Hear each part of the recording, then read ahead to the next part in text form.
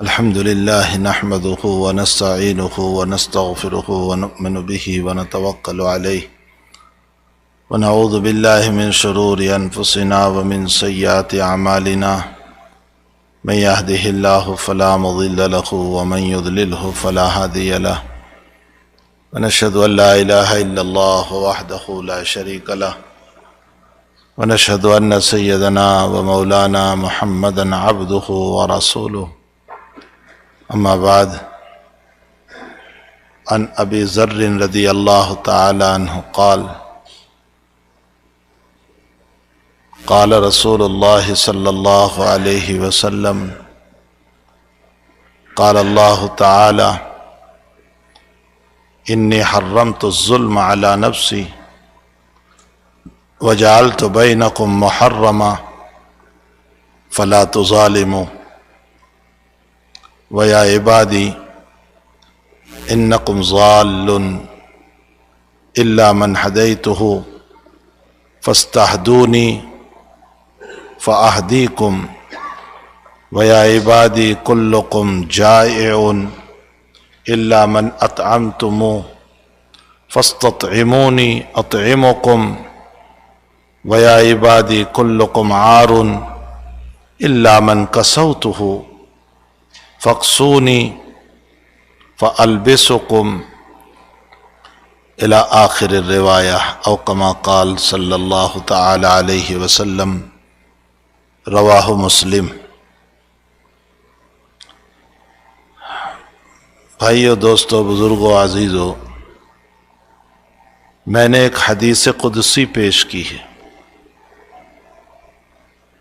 ایک ہے قرآن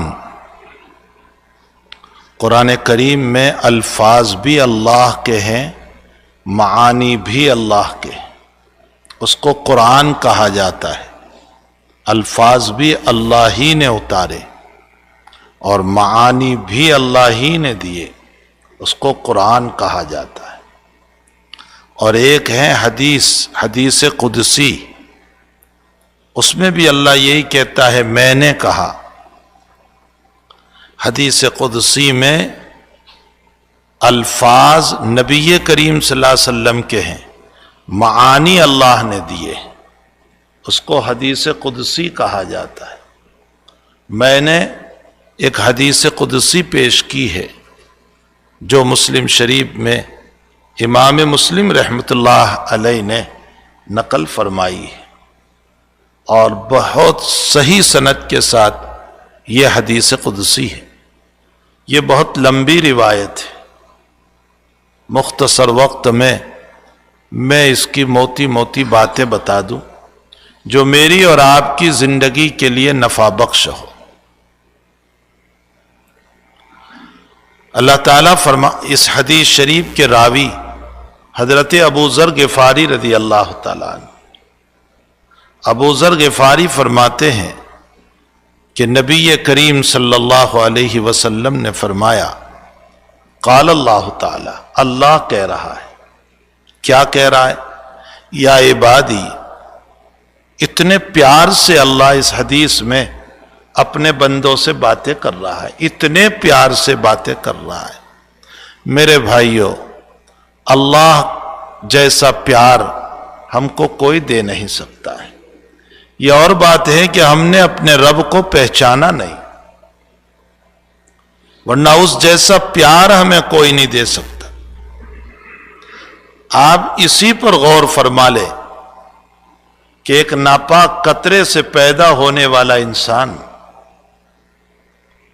حیض کا خون پینے والا انسان جو ماں کے پیٹ میں پیتا تھا، ناپاک قطرہ، حیض کا خون پینے والا گندا، اور جو اپنی زندگی میں بھی اندر میں گوبر لے کر چل رہا ہے، گندگی لے کر چل رہا ہے، ایسا انسان، اور اللہ اس کو کہہ رہا ہے اے مومن تو میرا دوست ہے، میں تیرا دوست ہوں۔ اللہ اکبر۔ دنیا میں کوئی منسٹر تو بہت دور کی بات، کوئی ایم ایل اے یا ایم پی اپنی دوستی کا ہم سے اظہار کرے تو میں پھولا نہیں سماتا، میں اپنی شان بتاتا ہوں کہ وہ فلاں ایم پی کا مجھ سے تعلق ہے، دوستی ہے، اس نے مجھے اپنا دوست بنایا ہے۔ اللہ قرآن میں کہتا ہے اللہ ولی الذین آمنوا، اللہ دوست ہے مومنوں کا۔ مجھ جیسے، ہم جیسے گندے انسان کو اللہ نے اپنا دوست بتایا، اس سے بڑھ کر ہمارا مقام کیا ہو سکتا ہے؟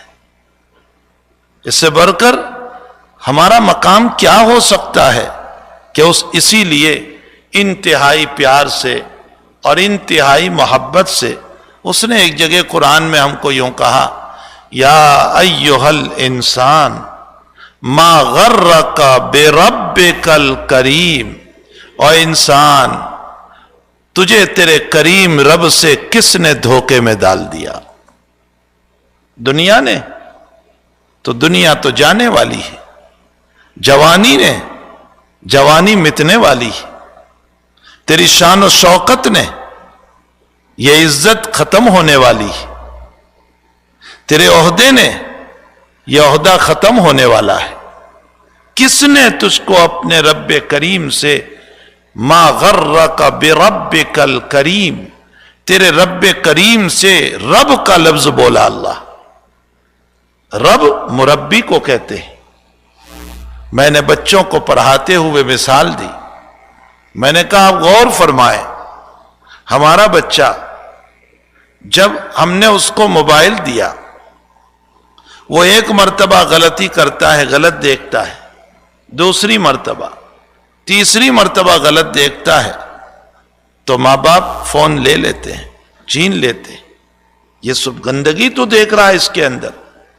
دو چار مرتبہ میں ماں باپ اپنی اولاد سے فون لے لیتے ہیں۔ اللہ اکبر، کہ اس مالک نے یہ آنکھیں ہمیں دی تھی اور اس آنکھ کو ساری زندگی گندگی دیکھنے میں گزار دی، لیکن اس نے ہمیں بلائنڈ نہیں کیا، اس نے ہمیں نابینا نہیں کیا، اس نے آنکھ کی نعمت کو نہیں چھین لیا کہ میں نے تجھے یہ نعمت دی تھی، تو غلط استعمال کر رہا ہے۔ کتنا پیار ہے اس رب کو اپنے بندے سے، کتنی محبت ہے۔ یا عبادی الذین اسرفوا علی انفسہم لا تقنطوا من رحمت اللہ، یا عبادی، او میرے بندو، الذین اسرفوا، جنہوں نے بہت گناہ کیے، اسراف، بہت گناہ کیے، الذین اسرفوا علی انفسہم، اپنی ذاتوں پر ظلم کر لیا بہت گناہ کر کے، لا تقنطوا من رحمت اللہ، اللہ کی رحمت سے نا امید نہ ہو جاؤ، اللہ کی رحمت سے نا امید نہ ہو جاؤ۔ کتنا پیار وہ دے رہا ہے، کتنا پیار۔ اسی لیے ہمارے اور آپ کے وجود میں وہی اللہ اصل ہے، ماں باپ سیکنڈ نمبر پر ہے، اصل تو وہ ہمارا مالک ہے، وہ اللہ ہے۔ اس نے قرآن میں، حدیث میں جگہ جگہ ہمیں یہ بتایا ہے کہ میں تمہارا رب ہوں اور مجھ سے زیادہ پیار دینے والا کوئی نہیں۔ اس کا انتقام کا مزاج ہی نہیں ہے، بدلہ لینے کا مزاج ہی نہیں ہے۔ اگر اس میں انتقام کا مزاج ہوتا، انتقام اور بدلہ لینا یہ انسان کا مزاج ہے، اس لیے کہ انتقام وہ لیتا ہے جس میں تعصر ہو، اصل لینا ہو۔ انسان اصل قبول کرتا ہے، میں آپ کو گالی دوں آپ کو اثر ہو جاتا ہے، آپ مجھ پر غصے ہوئے میری طبیعت پر اثر ہو جاتا ہے، تو میں فوراً بدلے کی کوشش کرتا ہوں۔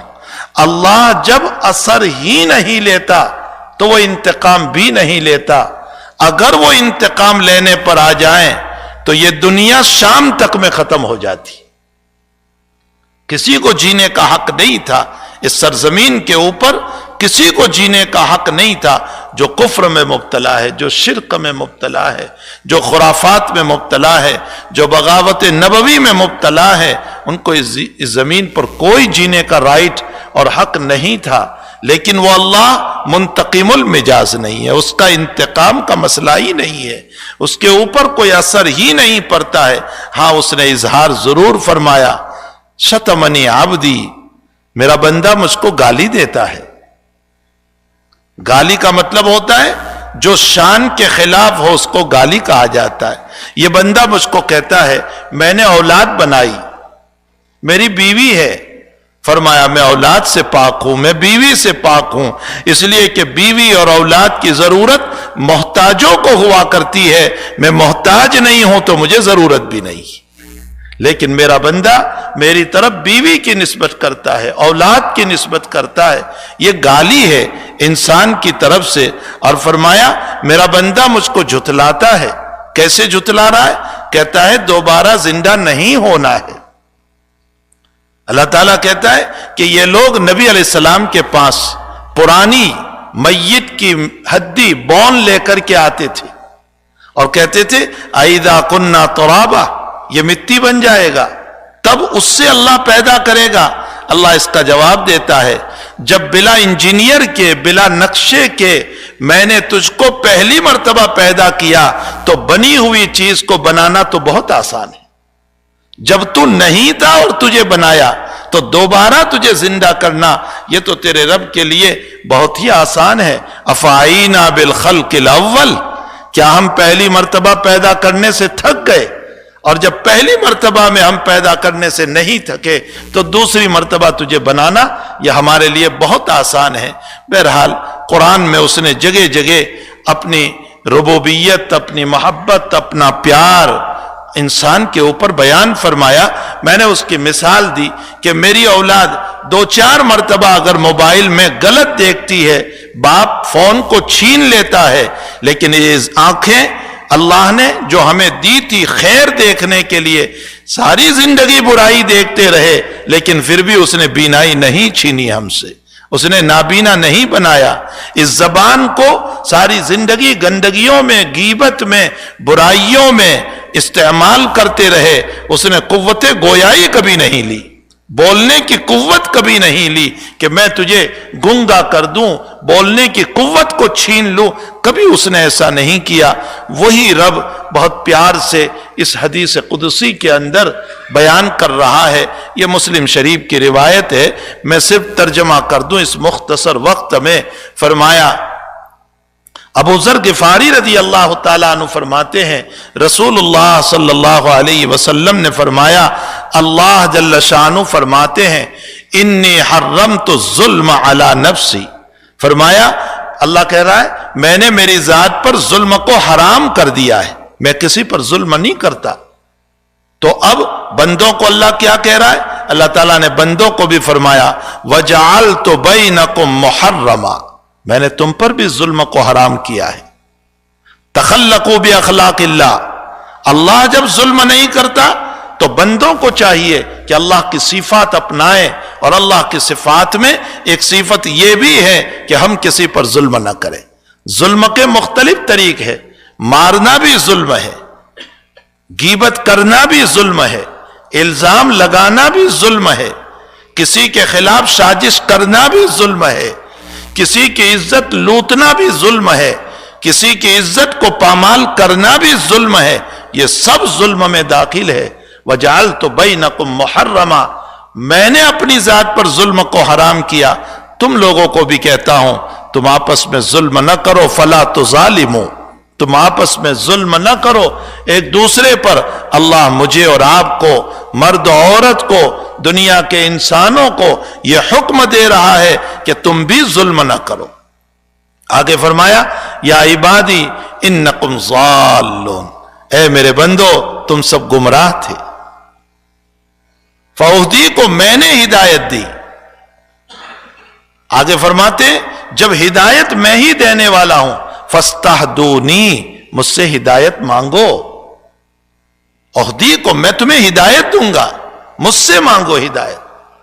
ये जो एक बात हम सुनते रहते हैं और अहादीस में है, वो हदीस आपने बार बार सुनी कि इंसान जब दुआ करता है तो अल्लाह ताला उस दुआ को कबूल जरूर करता है। अगर वो लायक होता है तो अता करता है, जो हमने मांगा है ना अल्लाह से, अगर वो लायक है तो अल्लाह अता करता है, और अगर वो लायक नहीं होता है, हमारे लायक नहीं है, तो फिर इस सूरत में उसकी जगह कोई और चीज दे देता है। یا کوئی مصیبت دور کر دیتا ہے.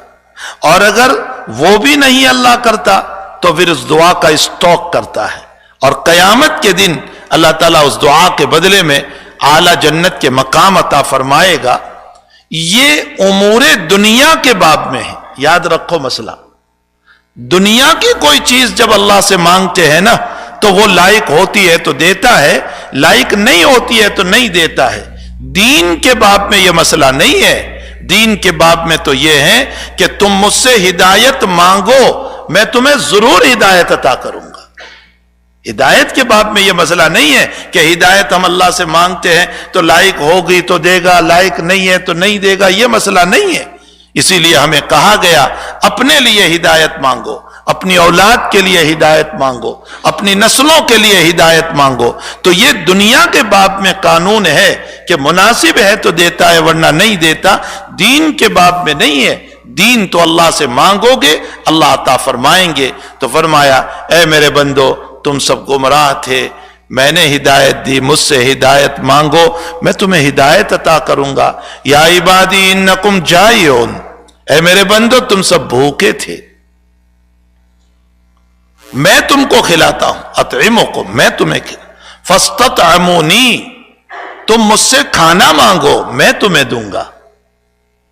تمہیں کوئی کھلانے والا نہیں. اور جب اللہ نہ کھلانے پر آئے تو نعمتوں کے ہوتے ہوئے محروم کر دیتا ہے. بیماری ایسی لگ جاتی ہے کہ انسان کھانے سے محتاج ہو جاتا ہے, کھانا ہوتے ہوئے نہیں کھا سکتا ہے. اس لیے فرمایا مجھ سے کھانا مانگو میں تمہیں عطا کروں گا.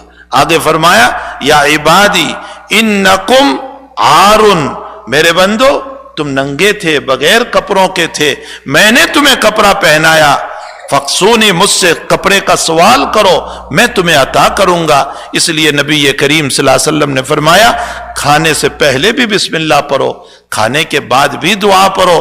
اطعمنا وسقانا وجعلنا من المسلمین, جس نے ہم کو کھلایا پلایا اور ہمیں مسلمانوں میں سے بنایا. اطعمنا وسقانا.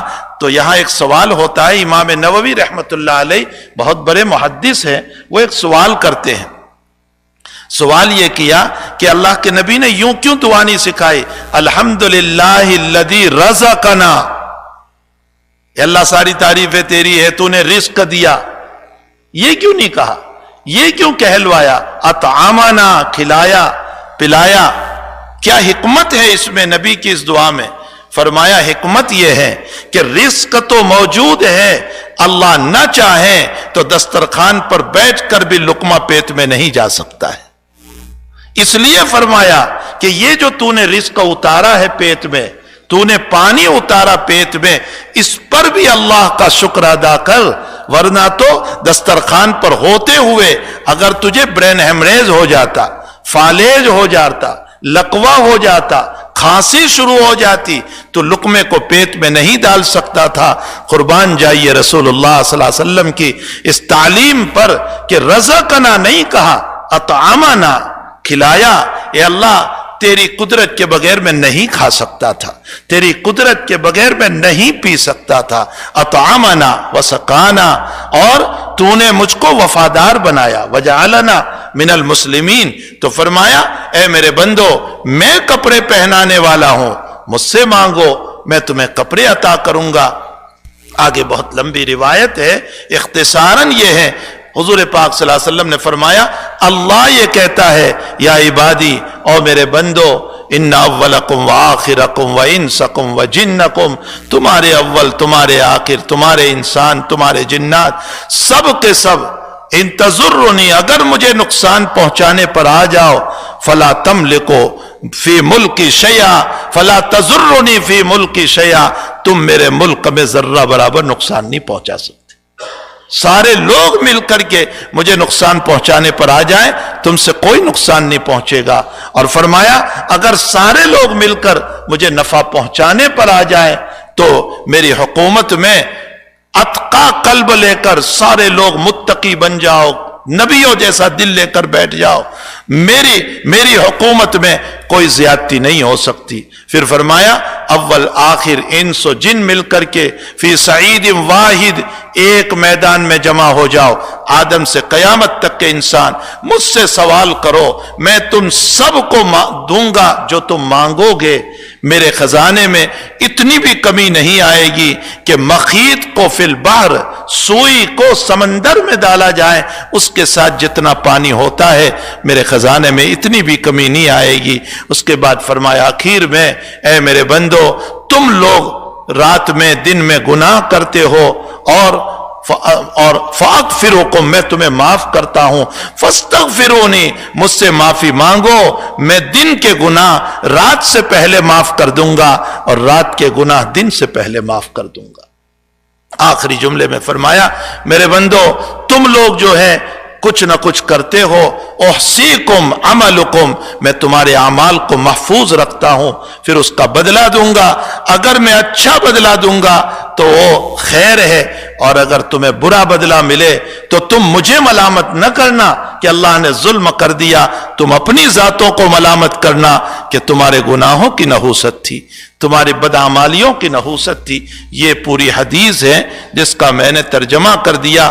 اللہ ہم تمام کو اپنے رب سے پیار نصیب فرمائے اور اپنے رب کے تقاضوں پر عمل کی توفیق عطا فرمائے۔ زندگی بناؤ، صحیح رخ سے زندگی بناؤ، یہ وہ حدیث ہے۔ ابو سعید خولانی رحمت اللہ علیہ بہت بڑے تابعی، جب یہ بیان کرتے تھے تو دو زانو بیٹھ جاتے تھے بہت ادب کے ساتھ۔ امام احمد فرماتے ہیں اشرف الحدیث، یہ حدیث سب سے اونچی ہے، بہت اعلیٰ درجے کی حدیث ہے، اگر اس کو کھولا جائے تو کئی جمعہ گزر جائے گی، کئی گھنٹے چاہیے اس حدیث کو بیان کرنے کے لیے۔ اللہ ہم تمام کو اللہ سے مانگنے کی توفیق عطا فرمائے۔ وصلی اللہ علی النبی الکریم برحمتک یا ارحم الراحمین۔